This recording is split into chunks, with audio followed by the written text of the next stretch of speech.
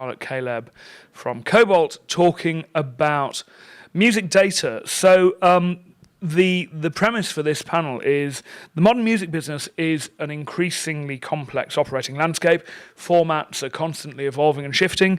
And over the last 20 years or so, there's been a significant shift in the way the music business operates. We've gone from what was essentially a physical wholesale business to a digital business. And this means that now music companies and everybody in the music business needs to understand data, where perhaps in the past sales reports were a few hundred lines in Excel. Now musicians and labels and other rights holders are dealing with millions, if not billions, of lines of data. I can see Charlotte is sighing and nodding. And really now, music companies are data companies. So in this panel, we're going to look at how music data can drive discovery, innovation, and revenue as well. This is the important thing across the value chain.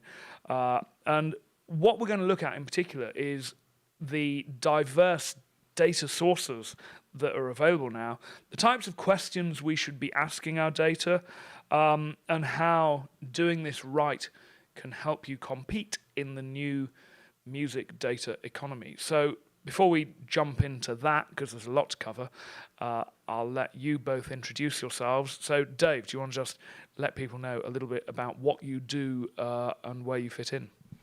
Yeah, hi everyone. So I'm David Hamilton. I'm the CEO of Damn Good Media.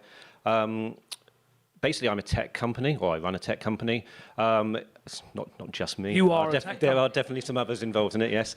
And our aim is all about, well, how do we use data to help the music industry? We have a number of sort of different brands that we run throughout the business, some that deal with event listing stuff, some that are tools and services that help industry members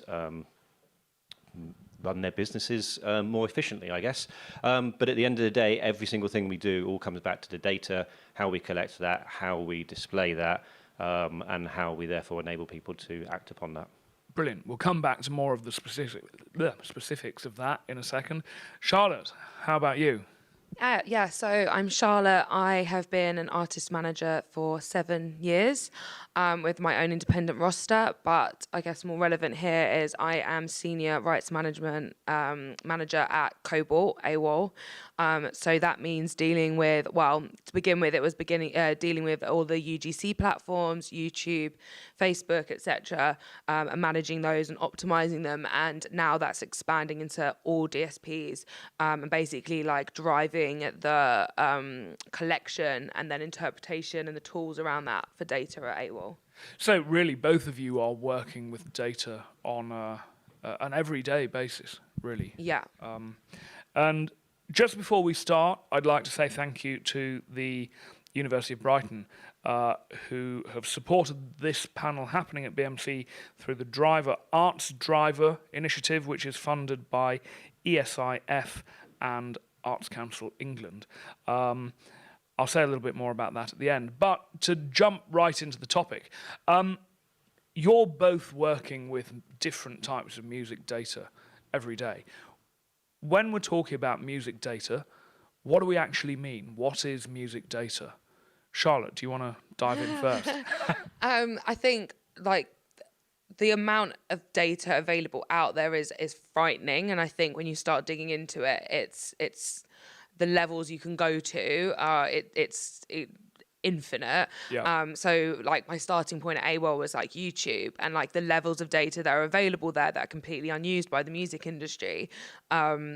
Or like it, because it's so massive, and we go from just not only on those platforms looking at data in terms of consumption of the music directly, streaming, etc. It's also like UGC use of that music, because that's a massive pool of growth, and it's very organic, and that is like another level that you can go into. And so when you're saying UGC use, this is user-generated content, and how content creators are then using music that they haven't made on YouTube. Yeah, exactly. And I came from the company before AWOL. I was working with UGC content in terms of video, and our policy there was very much to police and monetize that, whereas music's a slightly different beast because obviously every usage of music is promotional, it's free advertising, but then there's also a flip side to that where people are using your music for free and not paying a license fee. Yeah. And so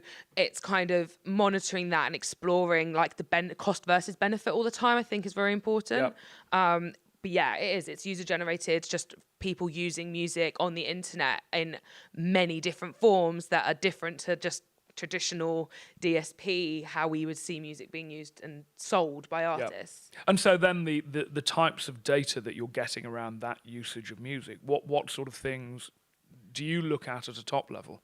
So we're looking at key platforms that are using music repeatedly and how we can utilize those. So I think Spotify and mood-based playlists are very like indicative of music's not genre-based anymore. It's much more of a vibe, a mood, and you can see trendsetters like UGC, big UGC users, channel. Sorry, I keep using UGC and like that's like not very helpful. Big, YouTube channel owners that are not necessarily music-based, but if you can start targeting those people to work with on a marketing level, it's not traditional marketing, but you're like collaborating with them. You can collaborate with all different people. It's much more like, without sounding too like deceptive, it's a bit more surreptitious, you know. But it's a bit more natural. Really, is what you're saying. Exactly. And so essentially, what you're looking at there is the different ways music is being used against different types of audience to spot trends, kind of this idea of music being mood-based rather than genre-based. You're able to spot those trends through the data that YouTube is throwing back to you and get ahead of that from a marketing perspective. Exactly. And I think Twitch is like a new, we're just getting started with Twitch. Like the information, etc., that is available to us from Twitch is minimal right now, but it's definitely something to watch because that is not a music platform. That's a gaming platform. But as we can see what's happening with Amazon at the moment, music is starting to be licensed there. And so that's going to be a really, really interesting trend to follow because it's not music-led, it's gaming-led, but it's still like a completely viable revenue source and a way to target an audience. Yeah. And of course, it's now part of what is probably the biggest data-driven company in the world. Exactly, and there's a reason for that. You know? Dave, coming over to you. In terms of the types of data that you're dealing with on a daily basis, what does that look like? What data sources are you working with, and what are you doing with that data? So it's sort of quite tricky to answer in some ways because to me data is everything. Whether it's the fact an event is taking place, whether it's the fact that this artist is there, every single part of it is some part of the data, and you get the buzzwords of insights and analytics and all these kind of things that go on top of it, which just add to sort of, I guess, confusion around it in some ways. So it's to look at what the specific sources are. I could be here for hours listing them all. But I guess if we're talking about sort of the event listing side of stuff that we deal with, so it's predominantly live music, to be honest, but even goes into comedy and that kind of stuff as well. We're maybe looking at feeds of events from ticketing companies. But we're also then going sort of a stage further and saying that we can't really trust the data we're given. We've got to think about the fact that human error happens everywhere. I type in 36 and I might have typed 66, so I've used a number pad and I've just not quite hit the keys right, or whatever it is.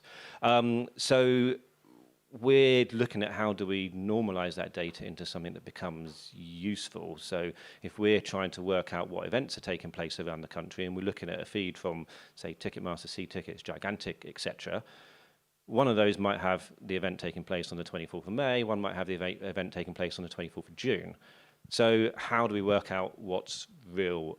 And that's sort of where I've sort of gone off tangent from the question a bit, really. But it's those kind of data sources that we work with in many ways, and producing something that's accurate and real and usable by people. But I think that's actually a really interesting point because, as I said in the introduction, and Charlotte, you were kind of going, we're in an industry now where data overload is a real thing, and a lot of people, they don't understand data necessarily, and they don't know how to use the data that they're getting, the huge amount of data they're getting, to make intelligent decisions.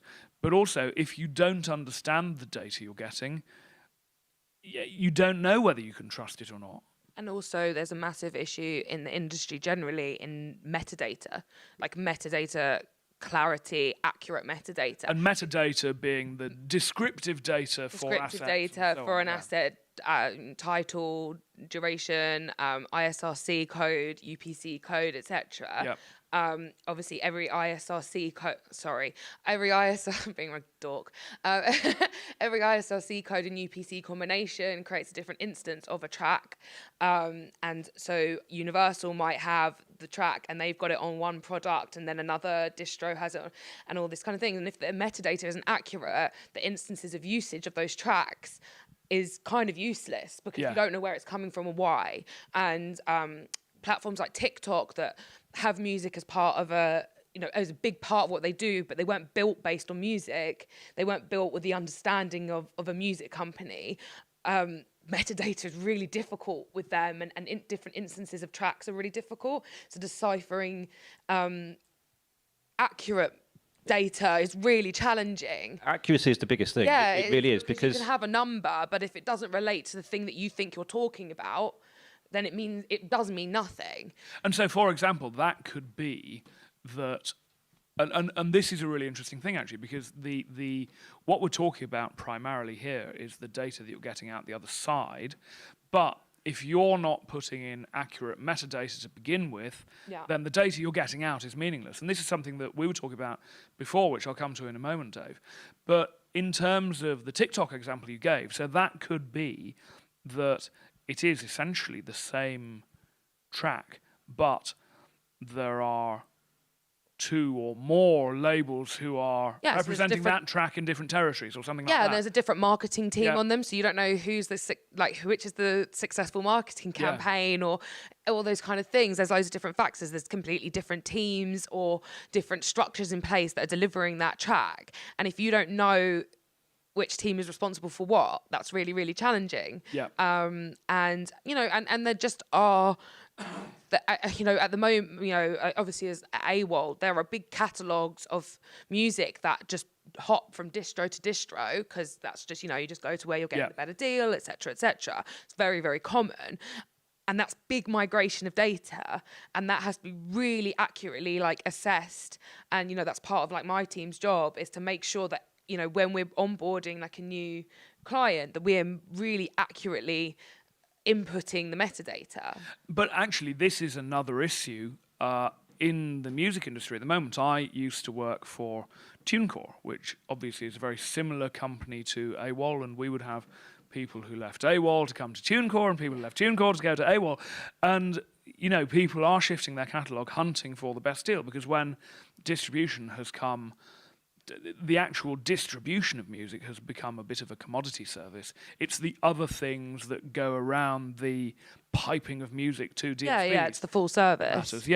And I mean, there was one occasion where someone called me up, and he had been in a pretty successful band sort of 15, 20 years ago. The rights were about to revert. They were on a deal with one of the big sort of full service distributors, and he said, I've done the maths. It makes more sense for me to put my catalogue in TuneCore, pay an annual fee and get 100% of everything, than give up a 30% split to this distributor. And I said, great, let's get it all sorted. If you send over your WAV files and the metadata and the album artwork and so on. He said, oh, I thought you could just suck that down from, the distributor who will remain nameless. But in the end, he ended up signing that deal for another year, giving up 30% of a catalogue. Just because it was turning over about $150,000 US a year, just because he didn't hold the data that he needed to migrate his catalog. And I think that's just a really key point on terms of how musicians are operating now, is that musicians are, especially with all the the various distributors that are available to artists, is that every artist is their own business, and you've got to, like, you or your management team or whatever have got to be responsible for your metadata. You can't just keep chucking tracks out into the ether and hoping someone is eventually going to send you a spreadsheet with all that information. Well, hoping that someone is going to tidy it up and report it neatly. And like, you know, I know like publishers will do some of that work for you and all that kind of thing, but it's really down to the artist or their management team to be really responsible with that the metadata and their catalogue. And the assets behind. And the assets as a starting point. And I think, you know, there's been some, I'm kind of going off on a tangent, but like with, you know, quite a lot of like conversation about Universal, like the portal that their clients have access to in terms of like monitoring their income, etc. And like when a client is offboarded, there should be some sort of portal where all their assets are held and they can just download everything, and it doesn't exist yet, really. But this is the interesting thing. I'm going to come back to another point about the descriptive data, because we were talking about this earlier, Dave. But I use Gmail, and I use Google Drive, and I use all of these different cloud-based services. And if I wanted to leave Gmail, I've had my Gmail address, samtaylor@gmail.com, since 1 week after the beta. It's a lot of emails launched. coming your way now. And, well, actually, it's become useless. I don't use that email address much anymore because I get so much email for other Sam Taylors, including some guy who was trying to sell his airport. I'm in the wrong business. But if I wanted to leave Gmail, I can go into a dashboard and I can hit a button and I can get it all exported into a format that I can put in something else. And that doesn't yet really exist in the music business. No, and I think we are all aware of like how far behind the music industry is in certain things compared to other industries, and you know, particularly tech. And you know, another use of data that like I use in my team is not just the data that we're getting for artists, it's actually like how I manage my team. It's actually internally, like every music company should be using data within their own ranks. Even if you're an independent manager on your own, you should be looking at data of how you're spending your time, what you're spending your time on, what is, you know, what's getting you the most revenue, what's the most productive, where can you outsource certain things. And I think like your company like can kind of plug some of those gaps where it's like, actually, if you start looking at your own personal data and how you're spending your time, there are services that you can then go to fill in certain gaps that where like you're not being the most effective, but someone else could be really, really effective. And that's a much better use of your time, and you're using data to make that decision. Coming back to the idea of descriptive data, so metadata, you have to put the right data in to get useful data out from whatever other sources you're using. Before we came to do the panel, we were talking about the panel, Dave, and we were talking about events industry data. And this is particularly relevant, I think, for the electronic music community, because obviously there's a huge events industry tied around electronic music. It's not necessarily live music in the way that some people would consider it, but it's event-based.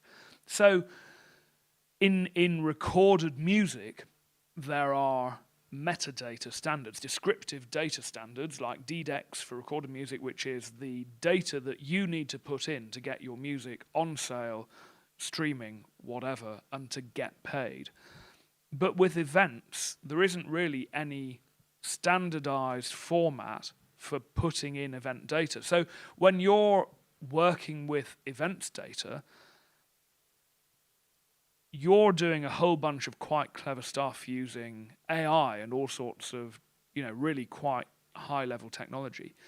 But if you're an events organizer, if you're a club or a promoter or something like that, how can you ensure that the data that you are providing when you're putting an event on sale is in the best possible shape to ensure that companies like yours, and you're not unique in this, right? There's lots of other sort of listings aggregators who are helping get events out to wider audiences. As a promoter of an event, how do you ensure that the data you're providing is the best possible data to get your event surfaced to wider audiences? So, I mean, really simply, it all comes down to SEO techniques at that point in time. Unless you're using a platform like ours, which is purposely out there to push data to various different services. If you're trying to do it sort of standalone, it all comes down to the search engine optimization for SEO. And that comes down to what Google and Bing and the others that are out there class as structured data. So there's a website known as schema.org, which basically puts a definition around what an event or a organization, how you want to define that data to make it available to Google and the others. However, there's a few flaws in that because it covers everything, whether you're talking about a conference, whatever, it tries to cover all of that kind of stuff. So you don't really get all the information pushed out properly, but it might be enough to make you one of those immediate answers that appears at the top of Google. From the Bing side of things, it's quite interesting that most people in the UK Bing won't being even another search engine. Yes, right? yeah, exactly that. No one really knows who they are, but they're the default search provider on any Windows machine, which the vast majority of people, not necessarily the music industry, but people use Windows machines. They'll do a search. The first search they do will be using Bing.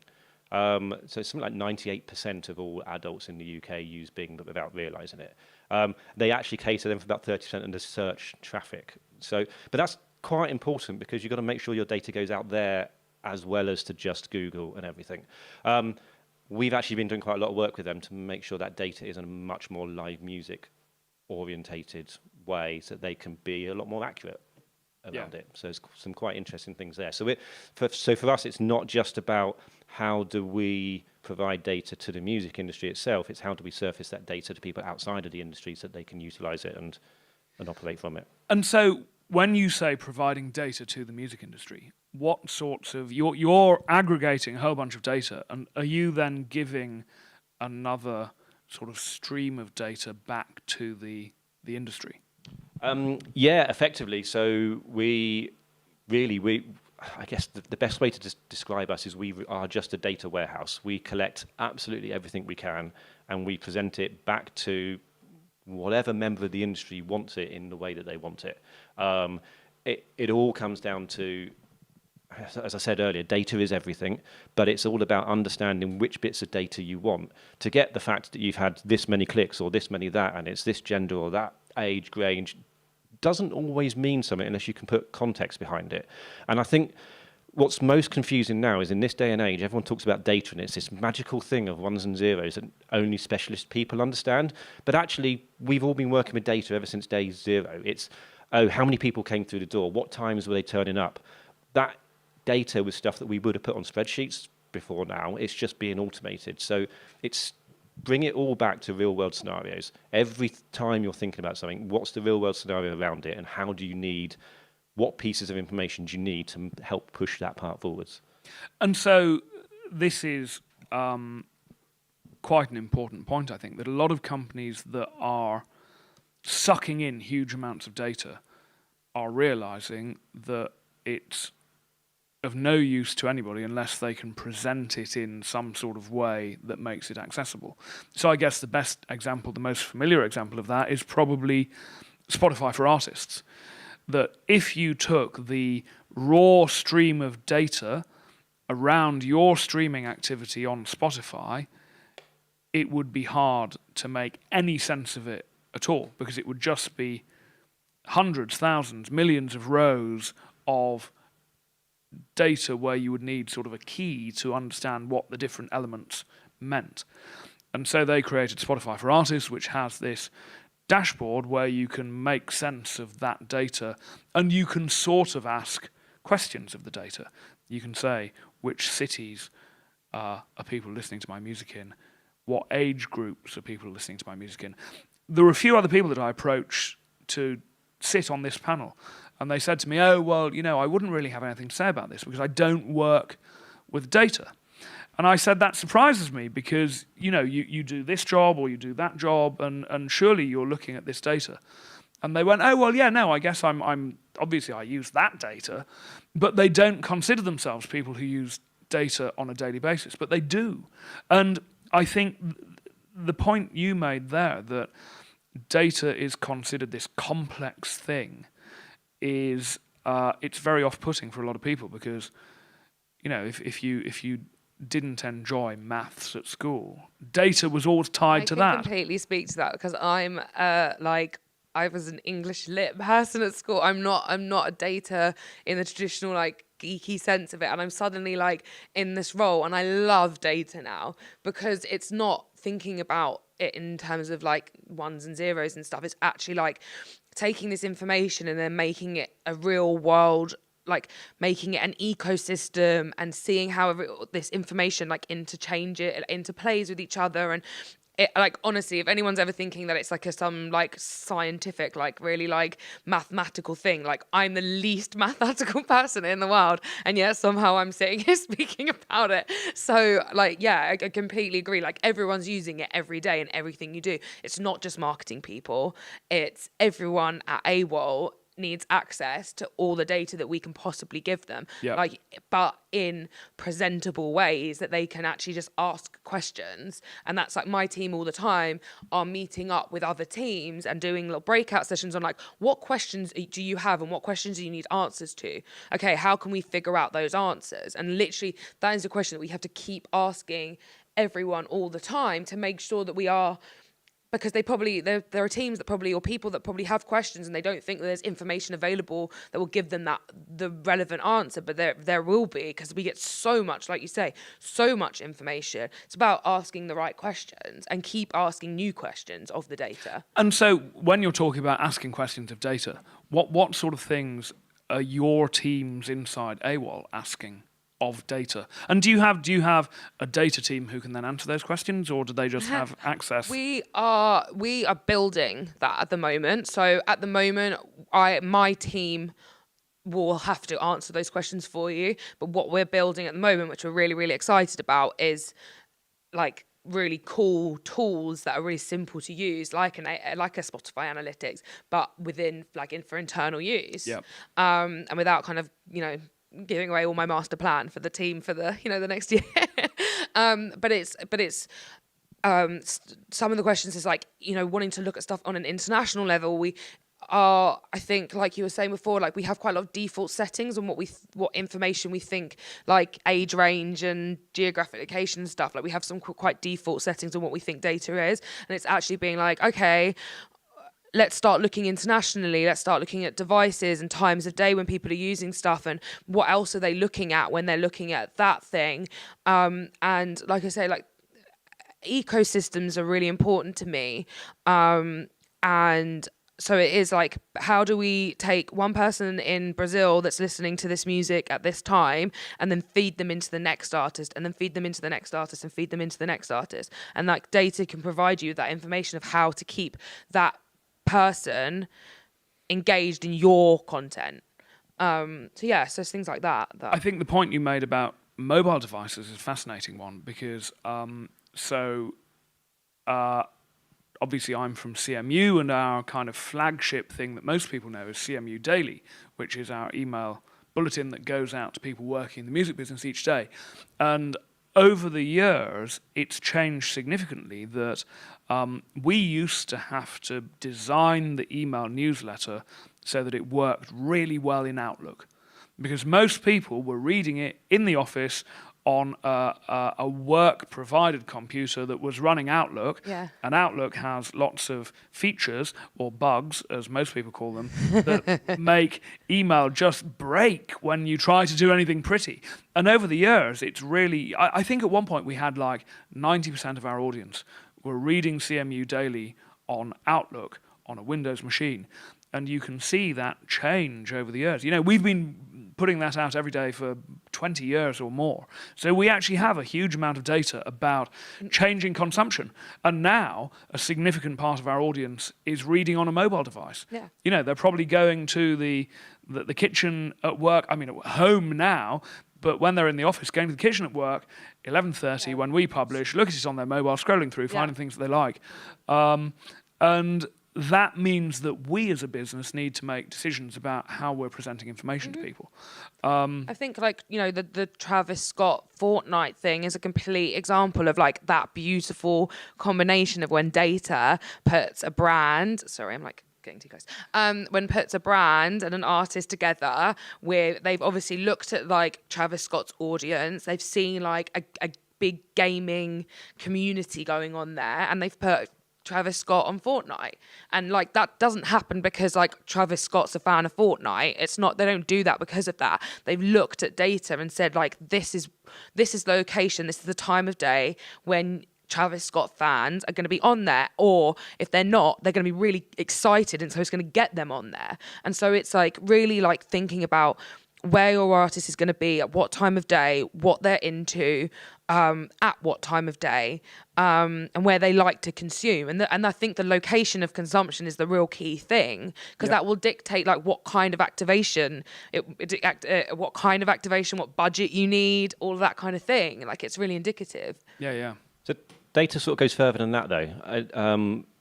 It's kind of so. There's a couple of things. So you're saying about your building tools internally for your people to use and everything. For those of you who are out there and doing this on your own, in your own room, and wanting to get those spreadsheets or whatever it is from Spotify and this, that, and the other, there are tools out there that can help you do that. So there's a service known as Power BI. It's part of the Microsoft Office platform, but that basically allows you to connect it to a database or to a data set of data, and then you can create graphs and things from it really easy and see how that data changes. So there's things out there that help people visualize some of that data in simplistic ways to start with. And actually another good example of that is Google Data Studio, which does exactly the same thing. You can literally tie Google Data Studio. I cannot speak today. It's the first time I've been out for 6 months. I was about to say, it's the first time we've been talking Room to with humans. other people, yeah. I'm very spooked out that you're not on Zoom. No, Google Data Studio, you can just tie it to a Google Sheet, and suddenly you can create useful visualizations of your data answering specific questions. Sorry. But that's the really important thing is what is the question you want answered? So you can simplify it even more. Go down to, I don't know, I'm about to organize an event, or I'm about to go and put out a new track. At what point does that track become profitable? How do you collect the data around that kind of stuff? Some of this stuff is sort of, I use the word simple sort of loosely, but the information is out there, and if you know that you've released something, it's cost you X, you need to get X number of streams or X number of physical sales or whatever it is. And that, again, is data. Using that data for you to progress your business forwards is quite a vital thing, I think. And actually that comes back to the thing that we were saying at the beginning, which is you need to put the right data in or attach the right data to whatever you're doing to get sensible answers out the other side. So if you don't know what it's cost you to create a track, the data you're getting back is actually kind of meaningless, because it's not going to tell you at which point you've broken even, at which point you have money to invest into further stuff. And this isn't just for musicians creating music, but any business. They need to understand the data they're putting in to make full advantage of the data they're taking out. Yeah, absolutely. And I think like even like one of my, management clients, like even on an artist level, like she's getting really excited just seeing simple data like that and being able to see trajectory, and then we can like make decisions on, okay, we're going to invest like this like this has happened because of this amount of money went on this marketing activation and we saw this spike. Okay, well, let's repeat that and see if that spike happens. Oh no, it didn't that time. Okay, well, let's adjust. And it's like, if you have tools like that where you can see stuff in like quite real time, you can keep tweaking and being, I think like, one of these buzzwords is being agile, but it's being really reactive. And the only way you can be reactive is if you have a tool that is literally showing you everything as it happens day to day or week by week or whatever. And then like, budgets are tight. And so, throwing like a load of money at like a print campaign because that's what everyone did before is like idiotic. And if you don't have a tool in place that you can say, okay, well, we did this print campaign for, like East London, and it, you saw this happen, and then, but it didn't work over here. You can then readjust your budgets. Budgets are really tight. And if we're just going, oh, here's money, and we're just going to spend it on this and this and this, and then we're just kind of, we'll analyze the data at the end of it, or we'll do a post-mortem after it. That's stupid. It's so stupid because it does not necessary.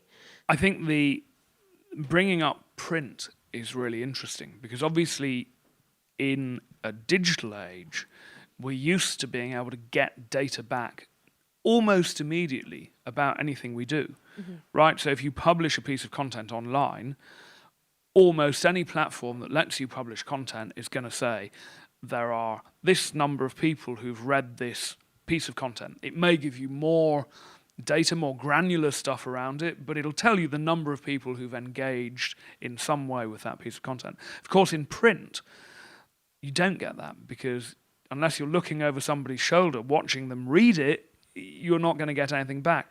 So when you were talking about print advertising, I used to run magazines many, many years ago, and that was right at the cusp of sort of digital really taking over on that side of things. So this is like 2007, 2008.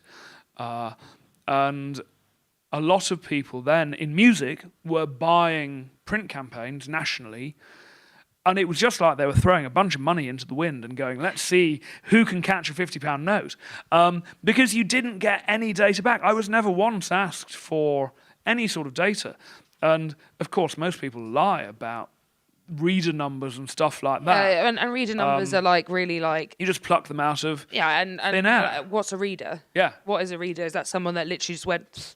Or is it someone that like in-depth reads every, I once did a pitch for a media agency, and we used in print, people talk about reader multipliers, because if you have a free magazine, as ours was, people pick it up, they put it down, someone else picks it up, puts it down. Wouldn't happen these days because of COVID, obviously, but... highly illegal. We worked on a very conservative multiplier of like 2.2, and I did this pitch for a media agency, and they were like, 2.2? Everyone else tells us that 6.5 people read every copy of their free magazine. I was like, well, sorry, I'm not going to say that, because that's just bullshit.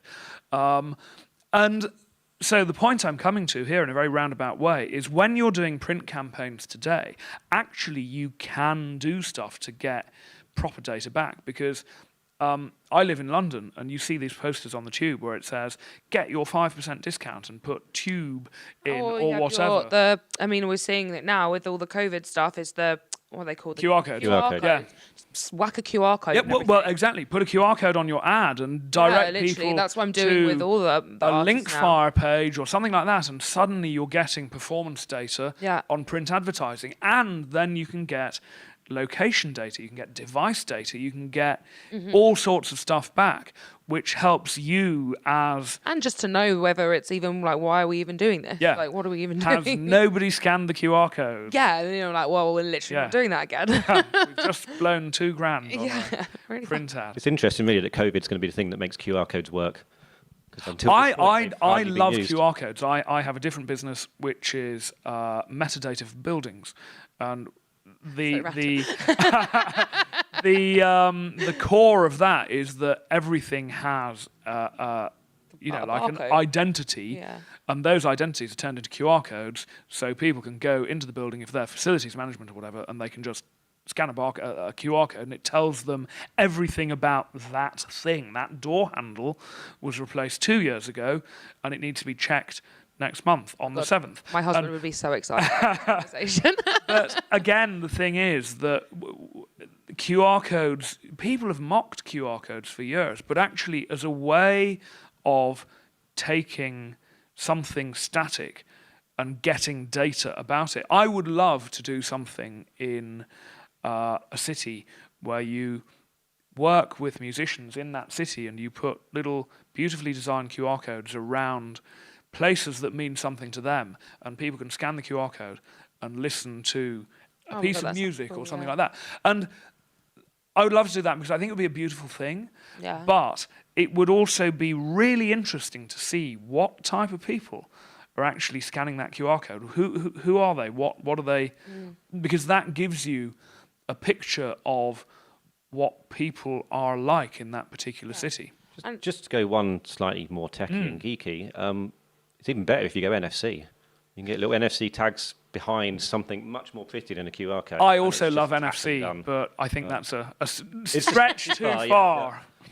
But again, also, it's a way of I collecting think that data. if somebody said, here's a lamppost, tap your phone to it and see what happens, I'd be like, fuck no. But also it's like with live shows, so we were looking at doing like, you know, little business cards with like the QR codes at shows, because obviously with some artists, with certain big ticketing companies, you don't get your data. It's really hard to get your data if you're not selling the ticket directly. If you've got business like QR codes around the venue, you're gathering some of the data of people that come to your gig, data that you should have anyway, but like you're not allowed to, because I'm not going to say names, whatever, but like you don't own the ticketing rights, so you don't get that data. It's really hard for managers to get hold of data. But so this is an interesting thing, that even merch tables and, you know, whatever, if you're selling something at a live show, quite often your ticketing company has that data because that is their asset. They sell tickets to gather data so that they can cross-sell tickets and so on.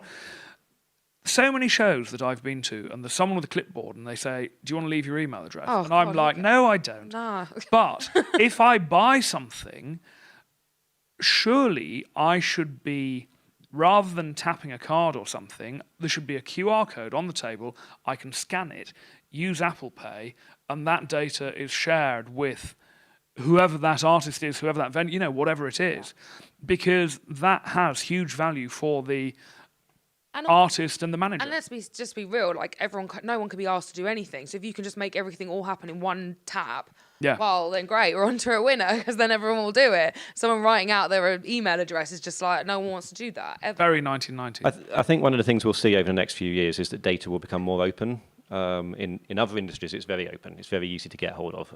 In the music industry, it's near on impossible.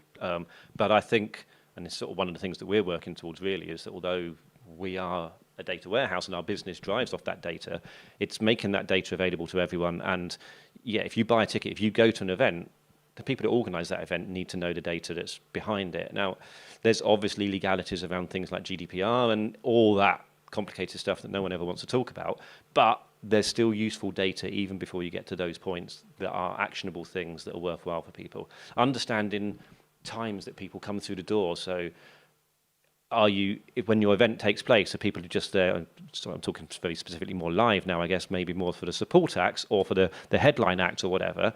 But understanding that kind of stuff helps you understand when to put certain things on. And have you booked the right support act, etc., etc.? Yeah, exactly. Yeah.